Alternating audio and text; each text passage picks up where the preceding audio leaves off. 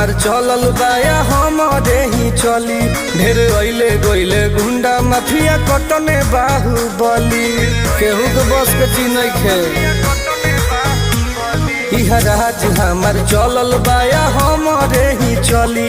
ढेर अइले गइले गुंडा माफिया कटने बाहुबली।